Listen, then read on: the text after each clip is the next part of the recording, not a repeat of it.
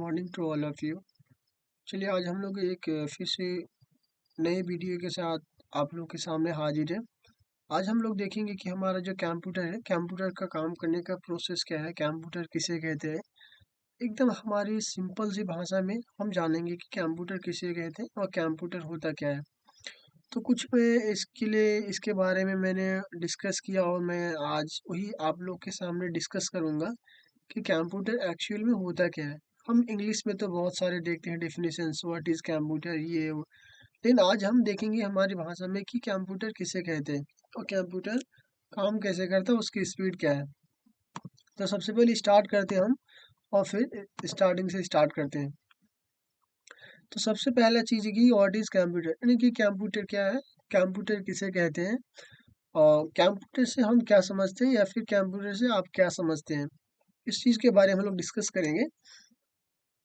और ये जैसे आपके सामने एक छोटा सा मैंने लोगो लगा के रखा है कि कंप्यूटर, तो इसके बारे में अब हम चर्चा करेंगे कि ये एक्चुअल में होता क्या है और इसमें काम करने का प्रोसेस क्या है और ये क्या क्या कर सकता है। तो चलिए हम लोग स्टार्ट करते हैं अभी से।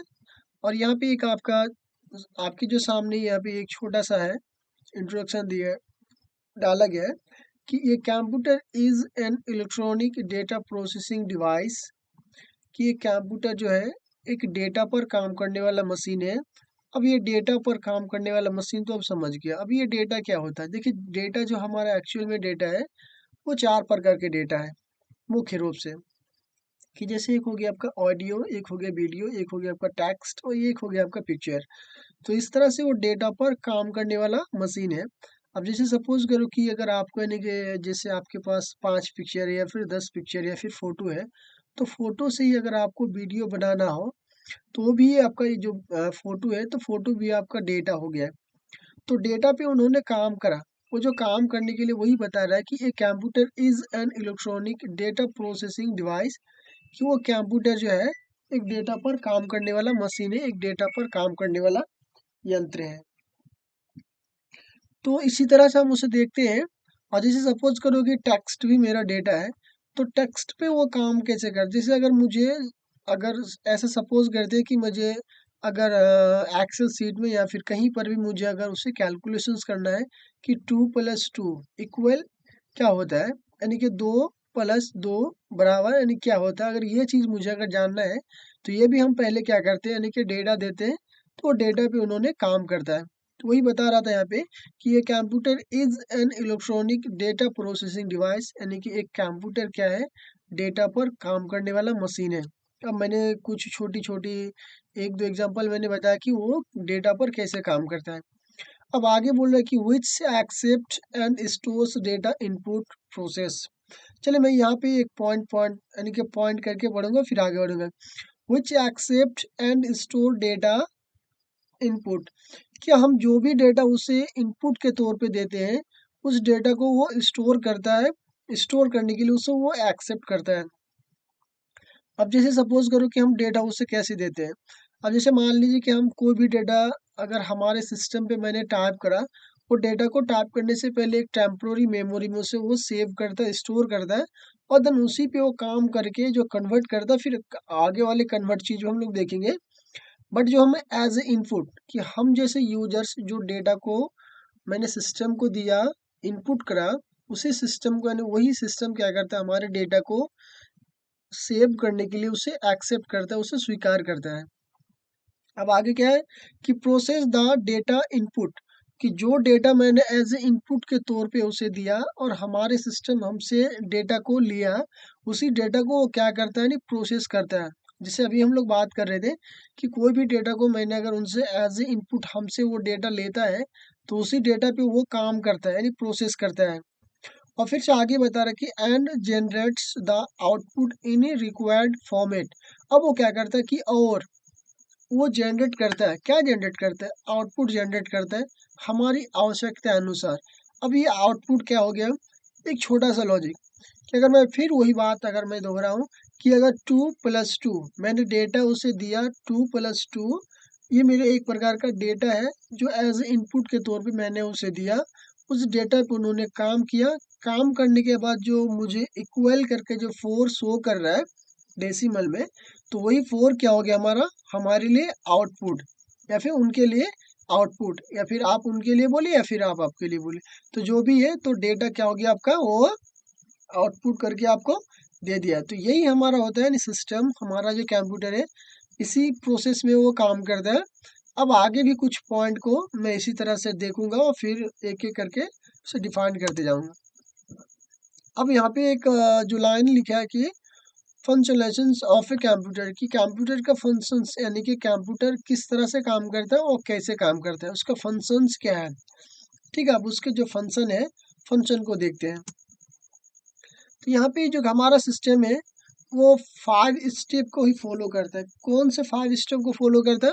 देखिए यहाँ पे जो भी हमारा 5 स्टेप है इसके बारे में भी मैंने थोड़ा थोड़ा चर्चा कर चुका हूँ, यानी कि जो हमें फर्स्ट जो मेरा पीपीटी था उसी में मैंने देख चुका था। क्या बोल रहे हैं यहाँ पे स्टेप 1 में कि टेक्स्ट डेटा एज इनपुट, कि हमारा जो सिस्टम है वो एज ए इनपुट के तौर पे डेटा हमसे वो हमारे जैसे यूजर से लेता है। और सेकेंड स्टेप में क्या बोल रहा है, स्टोर द डेटा, यहाँ पे जो है स्टोर द डेटा, कि वो डेटा को सेव करता है interactions in its memory and use them as required. अब क्या करता है कि हमारे डायरेक्शन के अनुसार ही वो मेमोरी में सेव करता है, कि हमारी आवश्यकता अनुसार कि हमें किस प्रकार, जैसे अभी फोर यानी जो अभी हम डेटा की बात कर रहे थे, कुछ मुख्य रूप से जो डेटा है आपका 4 प्रकार का डेटा देखा जाता है। तो उसी तरह से वो डेटा पे क्या करता है कि किस डेटा को कहाँ पे सेव करना है, वही क्या करता है हमारी आवश्यकता अनुसार उस डेटा को वहाँ पे वो सेव करता है, स्टोर करता है। और थर्ड नंबर स्टेप में क्या है कि process the data and convert it into useful informations. अब थर्ड नंबर स्टेप में वो ये चीज़ को फॉलो करता है कि जो भी डेटा मैंने एज ए इनपुट के तौर पे दिया, फर्स्ट स्टेप, सेकेंड स्टेप में डेटा को स्टोर करा यानी सेव करा, और थर्ड स्टेप में क्या हो गया, उस डेटा पे प्रोसेस किया, प्रोसेस करने के बाद उसी डेटा को वो परिवर्तन कर दिया किसमें, हमारी जो यूजफुल, हमारे जो प्रयोग लायक इंफॉर्मेशन है, हमारी जो प्रयोग लायक जानकारी है, उसी में वो कन्वर्ट करके हमें वो दे रहा है। अब वो जो दे रहा है वही आपका फोर्थ स्टेप, स्टेप नंबर 4 क्या है कि जनरेट द आउटपुट। अब हमें वही चीज़ को वो आउटपुट के तौर पे दे रहा है। तो इस तरह से 4 स्टेप हमारे सिस्टम में काम करता है।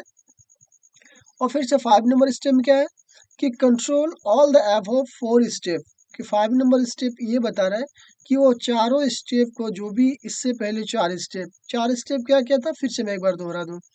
टैक्स डेटा, कि हमें वो डेटा हमारे जैसे यूजर से वो डेटा को इनपुट करता है, और सेकेंड नंबर में वो डेटा को स्टोर करता है हमारी आवश्यकता अनुसार किस प्रकार की मेमोरी में सेव करना है, टेम्पोररी में, परमानेंट मेमोरी में, या फिर अर्थमेटिक लॉजिक यूनिट में।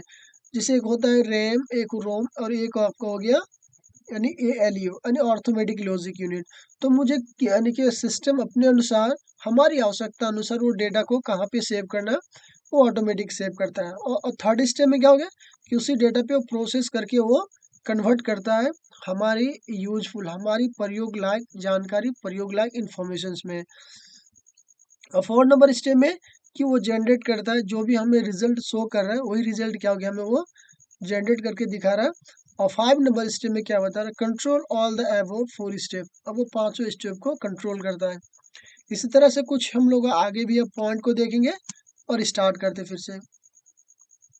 अब यहाँ पे कुछ ये बताया जा रहा है कि एडवांटेज ऑफ कंप्यूटर्स, कि कंप्यूटर्स के फायदे क्या क्या है। देखिए, अगर इस पूरे वर्ल्ड में अगर देखा जाए कोई भी चीज़ हो जाए, हमें उसमें दो चीज़ देखने को मिले, एक पॉजिटिव और एक नेगेटिव। बट कुछ ऐसा नहीं है कि हमारे सिस्टम में सिर्फ हमें पॉजिटिव काम ही देखने को मिलते, इसमें नेगेटिव, जो हमारे नेगेटिव इफेक्ट है, नकारात्मक चीज, वो भी क्या करते हैं, वो भी होते हैं, वो भी इंसान की, जो भी हम जैसे यूजर्स या फिर जो भी सिस्टम यूज करते हैं या फिर कोई भी चीज यूज करते हैं, तो उसमें इफेक्ट पड़ते हैं।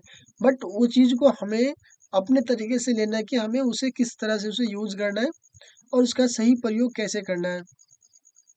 तो यहाँ पे कुछ जो पॉइंट आगे मिलेंगे जब उसके बारे में हम लोग फिर चर्चा करेंगे। तो यहाँ पे मेन पॉइंट क्या था कि एडवांटेज ऑफ कंप्यूटर, यानी कंप्यूटर के फायदे क्या हैं, उस चीज को हम लोग देखेंगे। तो स्टार्ट करते हैं पहले। सबसे पहले आपका क्या है कि हाई स्पीड। अब ये हाई स्पीड क्या हो गया कि हमारा जो सिस्टम है उन्हीं के उसका जो काम करने का जो स्पीड है यानी पावर है जिसको हम बोलते हैं स्पीड या चाल, वो चाल कितनी स्पीड कितनी है अब उस चीज़ को देखते हैं। तो सबसे पहला पॉइंट इसका है कि computer is a very fast device. Computer एक क्या है, बहुत तेज गति से काम करने वाला मशीन है या फिर यंत्र है, जैसा भी आप समझे। और सेकेंड नंबर स्टेप में it is capable, it is capable of performing calculations of very large amount of data. कि इसके अंदर कैपेबल है, इसके अंदर क्षमता है, इसके अंदर गति है, इसके अंदर पावर है।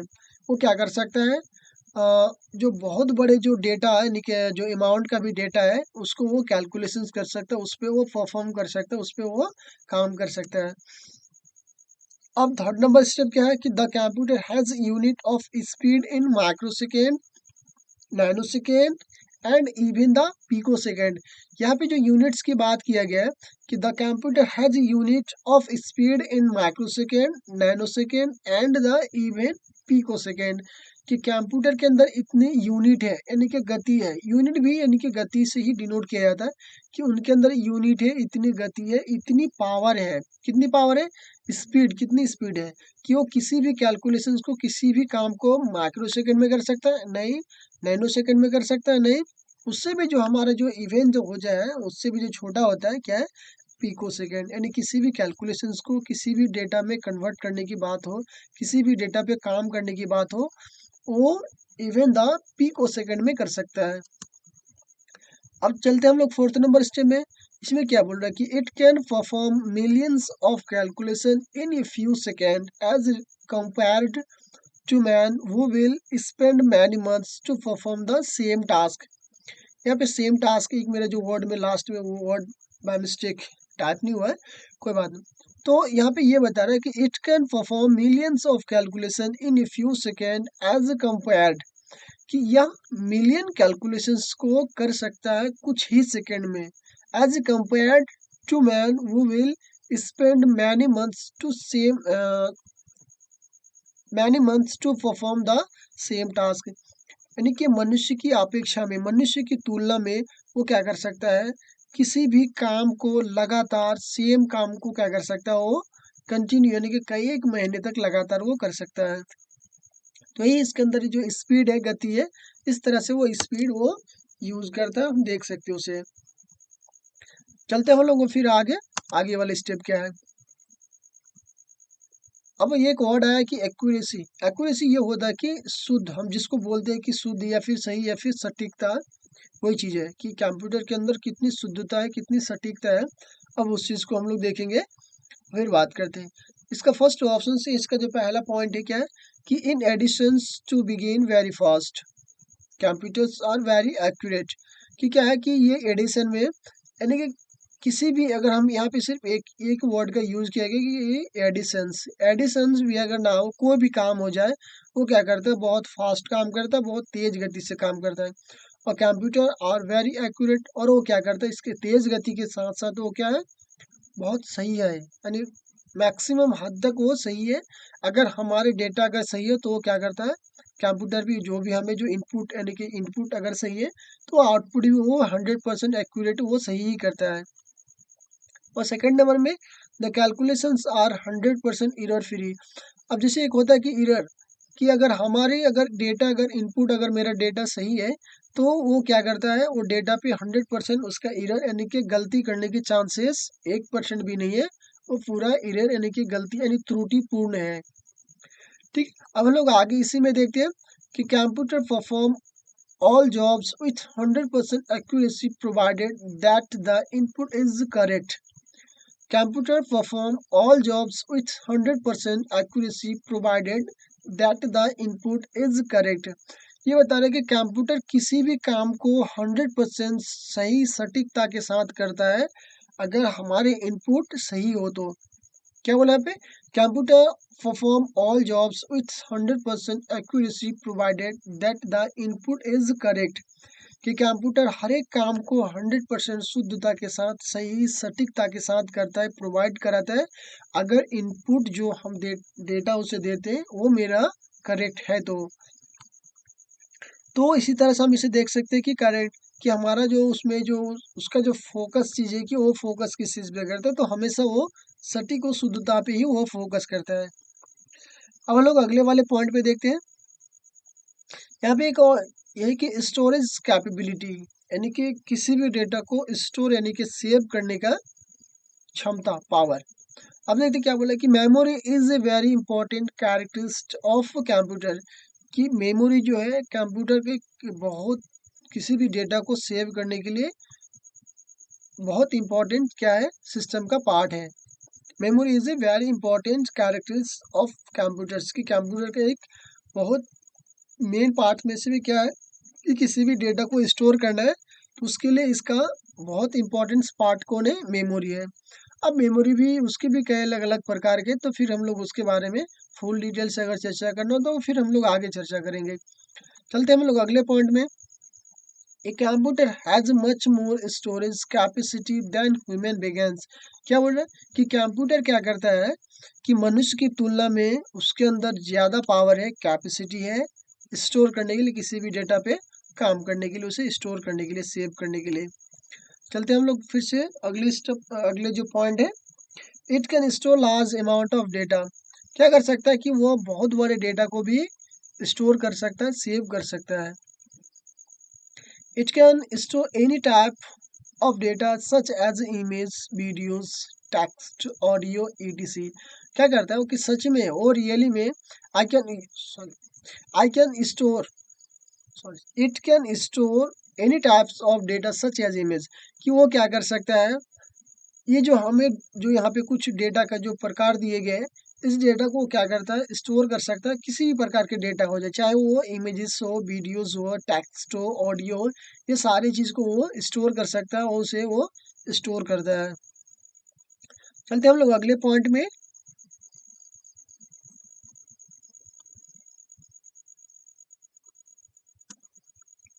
एक वर्ड आता है डिलीजियंस। ये डिलीजियंस क्या होता है, ये डिलीजियंस इसको इसका हिंदी जो होता है कि शुद्धता, सॉरी लगन, जिसको बोलते हैं कि लगन, किसी काम को कंटिन्यू करते रहना, यानी लगातार काम करना, वही होता है कि लगन। इसके अंदर थकान नहीं होना, 100 लगातार किसी काम को करते हुए जाना। जैसे होता है ना कि इंसान में कि कुछ टाइम तक काम करा, काम करने के बाद ऐसा होता है कि काम करने का मन नहीं करता है, काम छोड़ देते हैं या फिर कुछ जो भी काम है। तो इस तरह से हमारे सिस्टम के अंदर यानी कि क्या ऐसा है, ऐसा कुछ भी नहीं है। वो क्या करता है, वो लगातार अगर हम किसी भी काम को अगर लगन से करें, यानी कंटिन्यू लगातार जब तक मेरा काम खत्म ना हो जाए, तब तक अगर हम उस पर अगर काम करते रहेंगे तो हमारा सिस्टम वो काम करते रहेगा। वही होता है डिलीजियंस यानी कि लगन। अब इसे हम देखते हैं कि ये किस प्रकार से होता है। इसका फर्स्ट पॉइंट क्या है कि unlike human beings, a computer is free from monotony tiredness and lack of the concentrations. ये हमारा जो कंप्यूटर है, तो मनुष्य की अपेक्षा मनुष्य में क्या होता है कि कुछ टाइम तक इसमें होता है कि थकान हो जाता है, या फिर ये काम करने में कुछ देर के बाद आराम चाहिए। हमारे सिस्टम को ऐसा पूरा इस टाइप का सिस्टम, यानी कि पूरे जो थकान जो होता है कि या फिर काम करने का मन, मतलब मन नहीं करता या फिर काम करने का इरादा नहीं है या फिर कुछ भी है, लेकिन ऐसे सिचुएशंस है जो हमारे सिस्टम पूरा फ्री है और ये क्या करता है, ये हमेशा लगातार ये काम करते रहता है। हम लोग आते हैं ये जो फिर से सेकंड नंबर पॉइंट में कि it can work continuously without any error and breakdown. ये क्या करता है कि लगातार किसी काम को कंटिन्यूसली यानी कि लगातार करता है, बिना एरर, बिना गलती के और बिना किसी कोई रीजन के।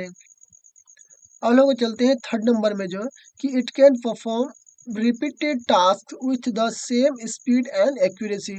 ये किसी भी काम को अगर लगातार भी कोई काम अगर जो बार बार रिपीट कर रहा है, उस काम को यानी टास्क हो गया क्या, कि उस काम को क्या करता है कि with speed with the same speed, यानी कि उतना ही स्पीड में करता है जितना पहले वाले को।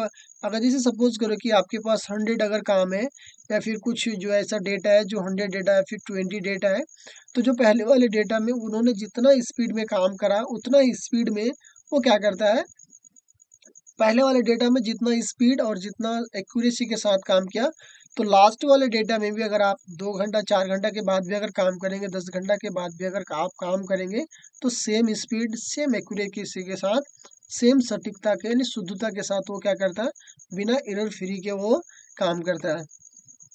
तो ये हो गया हमारा यानी कि डिलीजेंस से कुछ संबंधित। अब इस तरह से हम क्या कर सकते हैं कि हम कुछ यहाँ से सीख सकते हैं कि या फिर देख सकते हैं कि हमारा जो सिस्टम है यानी वो काम करने का प्रोसेस क्या है। तो चलते हैं हम लोग, फिर मिलते हैं अगले वीडियो में। और मैं इसके अब अगले वीडियो होगा जो हमारा जो मेमोरी क्या है, हमारा सिस्टम यानी कि सीपीयू कैसे काम करता है, वो सारी चीज़ के मैं अब एक एक करके वीडियो आप लोग को मिलते जाएगा। तो तब तक के लिए मिलते हैं फिर अगले वीडियो में।